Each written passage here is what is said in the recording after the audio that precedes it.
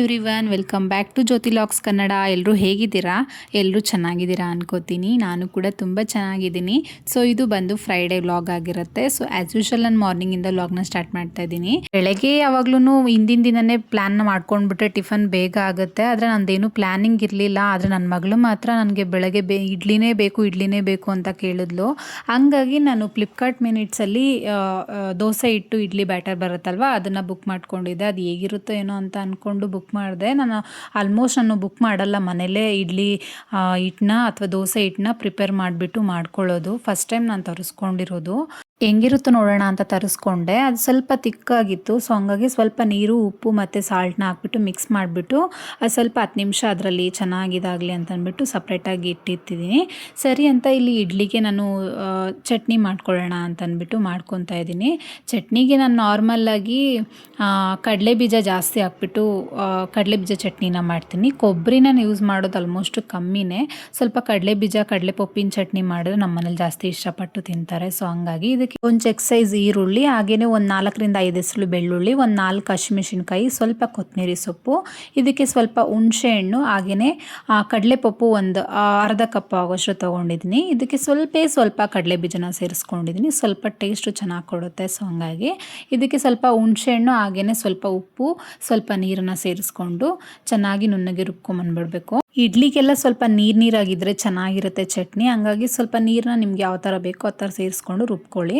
ಹಾಗೆಯೇ ಇಲ್ಲಿ ಒಂದು ಬಾಣಲೆನ ಇಟ್ಟು ಇದಕ್ಕೆ ಒಂದು 2 ಟೇಬಲ್ ಸ್ಪೂನ್ ಆಗೋಷ್ಟು ಎಣ್ಣೆನ ಸೇರಿಸ್ಕೊಂಡು, ಸಾಸಿವೆ ಮತ್ತು ಉದ್ದಿನಬೇಳೆ ಸೇರಿಸ್ಕೊಂಡು, ಇದಕ್ಕೆ ಕರಿಬೇವನ್ನ ಸೇರಿಸ್ಕೊಂಡು ಸ್ವಲ್ಪ ಲೈಟಾಗಿ ಫ್ರೈ ಮಾಡಿಕೊಂಡು ಗ್ಯಾಸ್ನ ಆಫ್ ಮಾಡಿಬಿಟ್ಟು ಚಟ್ನಿ ರುಬ್ಕೊಂಡಿದ್ವಲ್ಲ ಅದನ್ನು ಕೂಡ ಸೇರಿಸ್ಕೊಂಡು ಫ್ರೈ ಮಾಡಿಕೊಂಡು ಎಷ್ಟು ಬೇಕೋ ಅಷ್ಟು ನೀರು ಸೇರಿಸ್ಕೊಂಡು ಮಿಕ್ಸ್ ಮಾಡ್ಕೊಂಡ್ಬಿಟ್ರೆ ಚಟ್ನಿ ರೆಡಿ ಆಗಿಬಿಡತ್ತೆ. ಸೊ ನಿಮಗೆ ನೀರಾಗಿ ಬೇಕು ಅಂದರೆ ನೀರಾಗಿ ಮಾಡ್ಕೋಬೋದು, ಇಲ್ಲ ಗಟ್ಟಿಯಾಗಿ ಬೇಕು ಅಂದರೆ ನೀವು ನೀರನ್ನ ಕಮ್ಮಿ ಹಾಕ್ಕೊಂಡ್ರೆ ಸಾಕಾಗುತ್ತೆ. ಸ್ವಲ್ಪ ಉಪ್ಪು ಕಮ್ಮಿ ಅನಿಸ್ತು, ಹಂಗಾಗಿ ಸ್ವಲ್ಪ ಉಪ್ಪನ್ನ ಸೇರಿಸ್ಕೊಂಡು ಚಟ್ನಿ ಕೂಡ ರೆಡಿ ಮಾಡ್ಕೊಂಡ್ಬಿಟ್ಟೆ.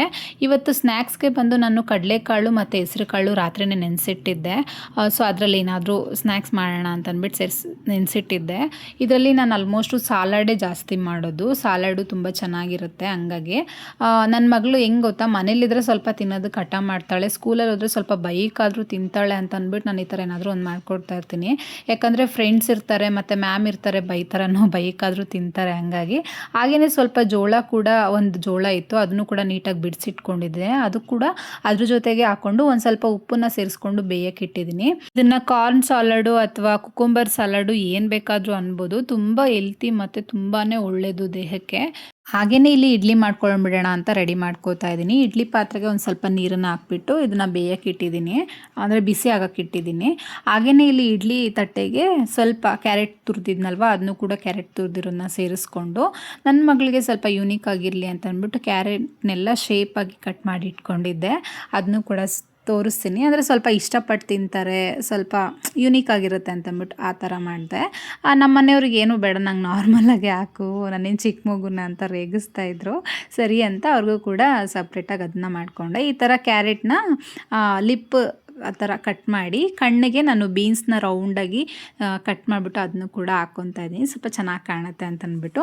ಹಾಗೆಯೇ ಇಡ್ಲಿ ಕೂಡ ಸೇರಿಸ್ಕೊಂಡು ಇಲ್ಲಿ ಬೇಯಕ್ಕೆ ಇಟ್ಟಿದ್ನಲ್ವ ಕಾರ್ನು ಮತ್ತು ಕಡಲೆಕಾಳು, ಹೆಸರು ಕಾಳು, ಅದು ಕೂಡ ಚೆನ್ನಾಗಿ ಬೆಂದಿತ್ತು. ಇದು ಕೂಡ ನೀರು ಸಪ್ರೇಟ್ ಮಾಡಿಕೊಂಡು ಇದು ಒಂದು ಪಾತ್ರೆಯಲ್ಲಿ ಸೇರಿಸ್ಕೊಂಡು, ಇದಕ್ಕೆ ನಾನು ಸೌತೆಕಾಯಿನ ಈ ಥರ ಸಣ್ಣದಾಗಿ ಚಾಪ್ ಮಾಡ್ಕೊಂಡು ಇದನ್ನು ಕೂಡ ಸೇರಿಸ್ಕೊತಾ ಇದ್ದೀನಿ. ಸೊ ನೀವು ಇದಕ್ಕೆ ಆನಿಯನ್ನು ಅಥವಾ ಕ್ಯಾಪ್ಸಿಕಮ್ಮು ಈ ಥರ ನಿಮ್ಗೆ ಏನು ಬೇಕೋ ಅದು ಸೇರಿಸ್ಕೋಬೋದು. ಸ್ವಲ್ಪ ಆನಿಯನ್ ಹಸಿ ಇರೋದ್ರಿಂದ ತಿನ್ನೋದಕ್ಕೆ ಇದು ಮಾಡ್ತಾಳೆ ಅಂತ ಅಂದ್ಬಿಟ್ಟು ನಾನು ಆನಿಯನ್ನು ಸೇರಿಸ್ಕೊಂಡಿಲ್ಲ. ಇದಕ್ಕೆ ಸೌತೆಕಾಯಿ ಹಾಗೆ ಕ್ಯಾರೆಟ್ನ ತುರಿದಿದ್ನಲ್ಲ ಅದು ಕೂಡ ಸೇರಿಸ್ಕೊಂಡು, ಇದಕ್ಕೆ ಒಂದು ಸ್ವಲ್ಪ ರುಚಿಗೆ ತಕ್ಕಷ್ಟು ಉಪ್ಪನ್ನು ಸೇರಿಸ್ಕೊಂಡು, ಇದಕ್ಕೆ ಆಮ್ಚೂರು ಪೌಡ್ರ್ ಹಾಕೋಬೋದು, ಹಾಗೆ ಜೀರಿಗೆ ಮೆಣಸಿನ ಪೌಡ್ರು ಕೂಡ ಹಾಕೋಬೋದು. ಇಲ್ಲಿ ನಾನು ಆಮ್ಚೂರು ಪೌಡ್ರ್ ಏನಿಲ್ಲ, ಜೀರಿಗೆ ಮೆಣಸಿನ ಪೌಡ್ರು ಹಾಗೆ ಚಾಟ್ ಮಸಾಲನ ಸೇರಿಸ್ಕೊಂಡು ನೀಟಾಗಿ ಮಿಕ್ಸ್ ಮಾಡ್ಕೋತಾ ಇದ್ದೀನಿ.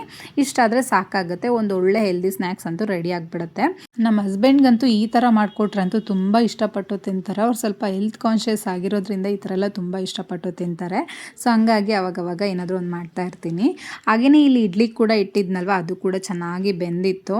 ಸೊ ಸ್ವಲ್ಪ ಬಿಟ್ಕೊಂಡಿತ್ತು ಮೇಲೆ, ಬಟ್ ಏನಂದ್ರೆ ಅದೇ ಅಂಗಡಿ ಹಿಟ್ಟಾಗಿರೋದ್ರಿಂದ ಏನೂ ಮಾಡೋಕ್ಕಾಗಲ್ಲ. ನಾವು ಮನೇಲಿ ಮಾಡ್ಕೊಂಡಾಗ ಸ್ವಲ್ಪ ಚೆನ್ನಾಗಿ ಬಂದಿರುತ್ತೆ. ಸೊ ಸರಿ ಅಂತ ಬಾಕ್ಸು ಕೂಡ ಎಲ್ಲ ರೆಡಿ ಮಾಡ್ತಾಯಿದ್ದೆ. ನೋಡಿ ನಮ್ಮ ಮಗಳಿಗೆ ಮಿನಿ ಇಡ್ಲಿ ಎಷ್ಟು ಚೆನ್ನಾಗಿ ಬಂದಿದೆ. ಅವಳಿಗಂತೂ ವಾವ್ ಅಂತ ಖುಷಿಯಾಗಿ ತಿಂತಾಯಿದ್ಲು. ಅವಳ ಫ್ರೆಂಡ್ಸ್ಗೆಲ್ಲ ತೋರಿಸ್ಕೊಂಡು ತಿಂತೀನಿ ಅಂತ ಹೇಳ್ತಾ ಇದ್ಲು. ಅವಳಿಗಂತೂ ತುಂಬ ಖುಷಿ ಆಯಿತು. ಸೊ ಮಕ್ಳ ಖುಷಿಗೋಸ್ಕರ ಏನಾದರೂ ಈ ಥರ ಸಣ್ಣ ಪುಟ್ಟ ಏನಾದರೂ ಒಂದು ಟ್ರೈ ಮಾಡ್ತಾಯಿದ್ರೆ ಅವ್ರಿಗೂ ಸ್ವಲ್ಪ ತಿನ್ನೋದ್ರಲ್ಲಾಗಲಿ ಏನೋ ಒಂಥರ ಇಷ್ಟಪಟ್ಟು ತಿಂತಾರೆ, ಒಂದು ಸ್ವಲ್ಪ ಅಟ್ರಾಕ್ಟಿವ್ ಆಗಿರುತ್ತೆ. ಸೊ ಹಂಗಾಗಿ ಈ ಥರ ಒಂದು ಟ್ರೈ ಮಾಡ್ತಾ ಇರಬೇಕು. ನೀವು ಒಂದು ಸಲ ಟ್ರೈ ಮಾಡಿ.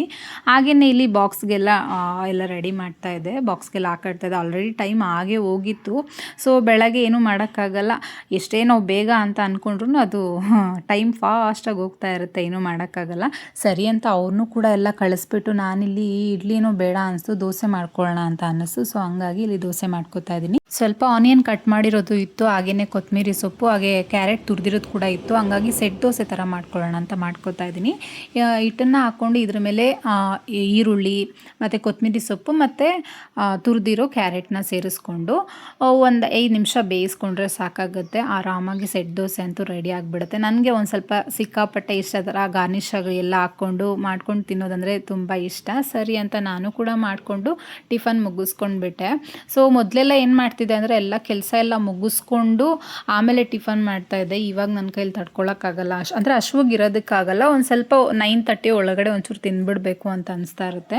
ಆಮೇಲೆ ಬೇಕಾದ್ರೆ ನಿಧಾನಕ್ಕೆ ಕೆಲಸ ಮಾಡಿಕೊಂಡ್ರೆ ಆಗುತ್ತೆ ಅಂತ ಅಂದ್ಬಿಟ್ಟು ಟಿಫನ್ ಎಲ್ಲ ಮುಗಿಸ್ಕೊಂಡು ಹಾಗೆಯೇ ಕಿಚನ್ನಲ್ಲಿ ಎಲ್ಲ ಬೆಳಗ್ಗೆ ಟಿಫನ್ ಎಲ್ಲ ಮಾಡಿ ಎಲ್ಲರನ್ನೂ ಕಳಿಸಾದ್ಮೇಲೆ ಹೆಂಗಿರುತ್ತೆ ಕಿಚನ್ ನಿಮಗೆ ಗೊತ್ತಲ್ವಾ. ಸೊ ಹಂಗಾಗಿ ಎಲ್ಲ ಕ್ಲೀನ್ ಮಾಡ್ಕೋತಾ ಇದ್ದೆ. ಕಾರ್ನು ಕೂಡ ಎಲ್ಲ ಒಂದು ಜೋಳದ್ದು ಎಲ್ಲ ಬಿಡಿಸಿ ಅರ್ಧ ಬಿಡಿಸಿ ಅದನ್ನ ಮಾತ್ರ ಯೂಸ್ ಮಾಡ್ಕೊಂಡಿದ್ದೆ, ಇನ್ನು ಅರ್ಧ ಎಲ್ಲ ತೆಗೆದು ನೀಟಾಗಿ ಬಾಕ್ಸ್ ಎತ್ತಿಟ್ಕೋತಾ ಇದ್ದೆ. ಎಲ್ಲ ಫ್ರಿಜ್ಜಲ್ಲಿ ಇಟ್ಬಿಟ್ರೆ ಇನ್ನೊಂದು ಟೈಮ್ಗೆ ಆಗುತ್ತೆ ಅಂತ. ಸಾಲೋಡು ಸ್ವಲ್ಪ ಮಿಕ್ಕಿತ್ತು, ಸೊ ನಾನು ಮಧ್ಯಾಹ್ನ ತಿನ್ಕೊಳ್ಳೋಣ ಅಂತ ಅಂದ್ಬಿಟ್ಟು ಅದನ್ನು ಕೂಡ ನೀಟಾಗಿ ಎತ್ತಿ ಎಲ್ಲ ಫ್ರಿಜ್ಜಲ್ಲಿ ಇಟ್ಕೊಂಡೆ. ಹಾಗೆಯೇ ರೂಮಿಗೆ ಬಂದರೆ ನಮ್ಮ ಮನೇಲಿ ಎದ್ದಿದ ತಕ್ಷಣ ಬೆಡ್ಶೀಟ್ ಎಲ್ಲ ಮಡಚಿಟ್ಟೋದು ಎಲ್ಲ ಎತ್ತಿಡೋದು ಅವೆಲ್ಲ ಸೀನ್ ಇಲ್ಲ, ಎಲ್ಲ ಹಾಗಾಗೆ ಬಿಟ್ಟು ಹೊರಟೋಗಿರ್ತಾರೆ. ಸೊ ಬೆಳಗ್ಗೆ ಅರ್ಜೆಂಟಲ್ಲಿ ಎಲ್ಲ ಆಮೇಲೆ ನಾನೇ ಮಾಡ್ಕೋಬೇಕಾಗುತ್ತೆ. ಸೊ ಹಂಗಾಗಿ ಬೆಳಗ್ಗೆ ಸ್ವಲ್ಪ ರೂಮಲ್ಲೆಲ್ಲ ನೀಟಾಗೆಲ್ಲ ಕ್ಲೀನ್ ಮಾಡ್ಕೋತಾ ಇದ್ದೆ. ನಾನು ಬೆಳಗ್ಗೆ ಹೊತ್ತು ಹೇಳಿದ್ರೂ ಕೂಡ ನಮ್ಮ ಮನೇಲಿ ಮಾಡಲ್ಲ, ಅಂದರೆ ಟೈಮು ಇರಲ್ಲ. ಬೆಳಗ್ಗೆ ಎದ್ದಿದ ತಕ್ಷಣ ಆ ಕೆಲಸ ಈ ಕೆಲಸ ಅಂತ ಪಾಪ ಅವ್ರು ರೆಡಿಯಾಗಿ ಹೋಗೋದೇ ಇರುತ್ತೆ. ಸೊ ಹಂಗಾಗಿ ನಾನೇನು ಹೇಳೋದಕ್ಕೆ ಹೋಗಲ್ಲ. ಮೊದಲೆಲ್ಲ ಹೇಳ್ತಾ ಇದ್ದೆ, ಈಗೇನು ಹೇಳೋದಕ್ಕೆ ಹೋಗಲ್ಲ. ಸರಿ ಅಂತ ಎಲ್ಲ ನೀಟಾಗೆಲ್ಲ ಕ್ಲೀನ್ ಮಾಡಿಕೊಂಡು ಎಲ್ಲ ಎತ್ತಿಟ್ಕೋತಾ ಇದ್ದೆ. ಇವತ್ತು ಸ್ವಲ್ಪ ಔಟ್ಸೈಡ್ ಕೂಡ ಹೋಗೋದಿತ್ತು, ಬೇರೆ ಕೆಲಸ ಇತ್ತು. ಹಾಗಾಗಿ ಬೇಗ ಮುಗಿಸ್ಕೊಂಡು ಹೋಗೋ ಅಷ್ಟರಲ್ಲಿ ಸರಿ ಹೋಗುತ್ತೆ ಅಂತಂದ್ಬಿಟ್ಟು ಎಲ್ಲ ಮಾಡ್ಕೋತಾ ಇದ್ದೆ. ನಾನು ಪ್ರತಿಯೊಂದು ಕೆಲಸದಲ್ಲೂ ಒಂದು ಟೈಮಿಂಗ್ಸು ಮತ್ತು ಒಂದು ಪ್ಲ್ಯಾನಿಂಗ್ ಮಾಡ್ಕೋತೀನಿ. ಇವತ್ತು ಏನೇನು ಕೆಲಸ ಇದೆ, ಏನೇನು ಮುಗಿಸ್ಕೋಬೇಕು, ಇಷ್ಟರೊಳಗಡೆ ಮಾಡ್ಕೋಬೇಕು ಅಂತಂದ್ಬಿಟ್ಟು ಪ್ಲ್ಯಾನ್ನ ಮಾಡ್ಕೊತಾ ಇರ್ತೀನಿ. ಇಲ್ಲ ಅದು ಕೆಲವೊಂದು ಸಲ ಅದು ಉಲ್ಟಾ ಹೊಡಿಬೋದು, ಅಂದರೆ ನಾವು ಅಂದ್ಕೊಂಡಿದ್ದ ಟೈಮ್ಗೆ ಆಗದೇ ಇರ್ಬೋದು, ಈ ಕೆಲಸ ಆಗದೇ ಇರ್ಬೋದು. ಬಟ್ ನಾವು ಪಕ್ಕಾ ಪ್ಲ್ಯಾನಿಂಗ್ ಮಾಡ್ಕೊಂಡು ಇದು ಇವತ್ತಿಗೆ ಮುಗಿಸ್ಕೋಬೇಕು, ಇದು ಇವತ್ತು ಮಾಡ್ಕೋಬೇಕು ಅಂತ ಅಂದ್ಕೊಂಡ್ರೆ ಪಕ್ಕಾ ಆಗುತ್ತೆ. ಕೆಲವೊಂದು ಟೈಮ್ ಆಗಿಲ್ಲ ಅಂದಾಗ ಅದ್ರ ಬಗ್ಗೆ ತಲೆ ಕೆಡ್ಸ್ಕೊಳಕ್ಕೆ ಹೋಗಬಾರ್ದು. ನಾವು ಎಷ್ಟು ಪ್ಲ್ಯಾನಿಂಗ್ ಪ್ರಕಾರ ಹೆಂಗೆ ಮಾಡ್ಕೋತೀವೋ ಆ ಥರ ಆಗ್ತಾ ಇರುತ್ತೆ. ಸೊ ಹಂಗಾಗಿ ನಾನು ಪ್ರತಿಯೊಂದು ಕೆಲಸದಲ್ಲಿ ಇವತ್ತು ಇದು ಮುಗಿಸ್ಕೊಳ್ಳೋಣ, ಇದು ಮಾಡ್ಕೊಳ್ಳೋಣ ಅಂತ ಅಂದ್ಬಿಟ್ಟು ಮಾಡ್ಕೋತಾ ಇರ್ತೀನಿ. ಹಾಗೆಯೇ ಮಧ್ಯಾಹ್ನ ನನ್ನ ಮಗಳನ್ನೂ ಕೂಡ ಕರ್ಕೊಂಬಂದು ಎಲ್ಲ ಕೆಲಸ ಕೂಡ ಮುಗಿಸ್ಕೊಂಡೆ. ಸರಿ ಅಂತ ನಾನು ಫ್ಲಿಪ್ಕಾರ್ಟ್ ಮಿನಿಟ್ಸಲ್ಲಿ ಸ್ವಲ್ಪ ಮನೆಗೆ ಸ್ವಲ್ಪ ಐಟಮ್ಸ್ ಬೇಕಾಗಿತ್ತು, ಆರ್ಡ್ರ್ ಮಾಡ್ಕೊಂಡಿದ್ದೆ. ಆಲ್ಮೋಸ್ಟ್ ನಾನು ಔಟ್ಸೈಡೇ ತರೋದು, ಅಂಗಡಿಯಲ್ಲೇ ತರೋದು. ಕೆಲವೊಂದು ಪ್ರಾಡಕ್ಟು ಅದಕ್ಕೆ ಔಟ್ಸೈಡ್ಗಿಂತ ಇದ್ರಲ್ಲಿ ಕಮ್ಮಿ ಅಂತ ಅನಿಸುತ್ತೆ. ಸೊ ಹಂಗಾಗಿ ನಾನು ಫ್ಲಿಪ್ಕಾರ್ಟ್ ಮಿನಿಟ್ಸಲ್ಲೇ ಬುಕ್ ಮಾಡ್ಕೊಂಡಿದ್ದೆ.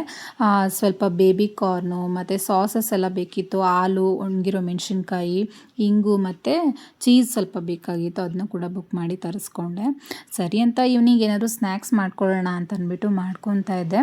ಸ್ವಲ್ಪ ಐಟಮ್ಸು ತೊಗೊಂಬಂದಿದ್ನಲ್ಲ ಅದನ್ನೆಲ್ಲ ರೀಫಿಲ್ ಮಾಡಿಕೊಂಡು ಇಲ್ಲಿ ಸ್ವಲ್ಪ ಬೆಂಡೆಕಾಯಿ ತಂದಿದ್ದು ಹಾಗೇ ಇತ್ತು, ಅದರಲ್ಲಿ ಏನಾದರೂ ಸ್ನ್ಯಾಕ್ಸ್ ಮಾಡೋಣ ಅಂತ ಅಂದ್ಕೊತಾ ಇದ್ದೆ. ನನ್ನ ಮಗಳು ಸಾಂಬಾರಲ್ಲಿ ಪಲ್ಯದಲ್ಲಿ ಬೆಂಡೆಕಾಯಿ ಏನಾದರೂ ಹಾಕಿದರೆ ತಿನ್ನೋದಕ್ಕೆ ಒಂಥರ ಮಾಡ್ತಾಳೆ, ಆದರೂ ಫೋರ್ಸ್ಫುಲಿ ತಿನ್ನಿಸ್ತೀನಿ, ನಾನು ಬಿಡೋದಿಲ್ಲ. ಬಟ್ ಇಷ್ಟಪಟ್ಟು ತಾನೇ ತಿನ್ನೋದಕ್ಕೆ ಒಂಥರ ಇರ್ಸು ಮಾಡ್ತಾಳೆ. ಸೊ ಹಂಗಾಗಿ ಸರಿ ಅಂತ ಏನಾದರೂ ಇದರಲ್ಲಿ ಸ್ನ್ಯಾಕ್ಸ್ ಮಾಡೋಣ ಅಂತ ಅಂದ್ಬಿಟ್ಟು ಮಾಡ್ತಾಯಿದ್ದೀನಿ. ಇಲ್ಲಿ ಬೆಂಡೆಕಾಯಿ ನೋಡಿ ಈ ಥರ ನಾನು ಯಾವ ಥರ ಕಟ್ ಮಾಡ್ತಾಯಿದ್ದೀನಿ ನೋಡಿ, ಆ ರೀತಿ ಕಟ್ ಮಾಡ್ಕೊಬೇಕು. ಕಟ್ ಮಾಡಿ ನಾನು ಒಂದು 7ರಿಂದ 8 ಬೆಂಡೆಕಾಯಿನ ತೊಗೊಂಡಿದ್ದೀನಿ. ಮತ್ತು ಇಲ್ಲಿ ಒಂದು ಪಾತ್ರೆ ಇಟ್ಬಿಟ್ಟು ಇದಕ್ಕೆ ಒಂದು 4 ಟೇಬಲ್ ಸ್ಪೂನ್ ಆಗೋಷ್ಟು, ಅಂದರೆ ನಿಮ್ಗೆ ಹಿಟ್ಟು ಎಷ್ಟು ಬೇಕೋ ಅಷ್ಟು ನೋಡ್ಕೊಂಡು ಹಾಕ್ಕೊಳ್ಳಿ. ಕಡಲೆ ಹಸಿಟ್ಟು 4 ಟೇಬಲ್ ಸ್ಪೂನ್ ಅಷ್ಟು ಹಾಕ್ಕೊಂಡಿದ್ದೀನಿ. ಇಲ್ಲಿ ಹಾಗೆಯೇ 1 ಟೇಬಲ್ ಸ್ಪೂನ್ ಆಗೋಷ್ಟು ಅಕ್ಕಿ ಹಿಟ್ಟನ್ನು ಕೂಡ ಸೇರಿಸ್ಕೋತಾ ಇದ್ದೀನಿ.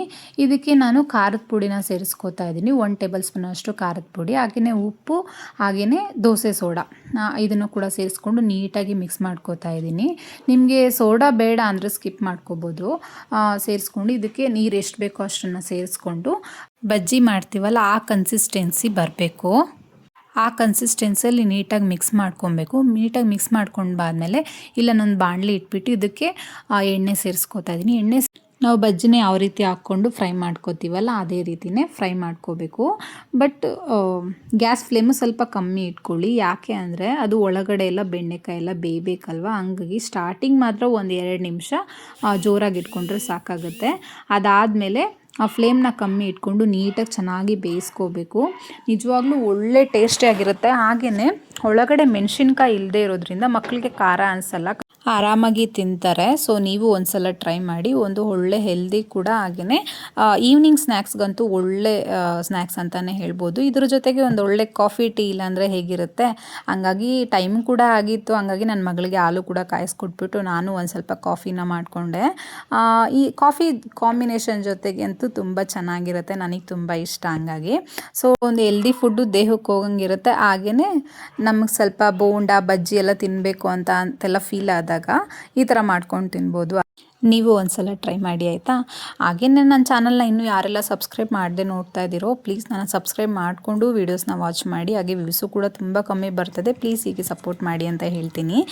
ನನ್ನ ಮಗಳ ರಿಯಾಕ್ಷನ್ ನೋಡಿ ಹೇಗಿರುತ್ತೆ. ಚೆನ್ನಾಯ್ತಾ? ಇಷ್ಟ ಆಯ್ತಾ? ತಿನ್. Hello hi. ನೋಡಿ ನಮ್ಮ ಮಮ್ಮಿ ಏನು ಮಾಡಿದ್ದಾರೆ ನೋಡಿ. ಕಾಫಿ ನೋಡಿ, ಹಾಲು ನೋಡ್ದಾ.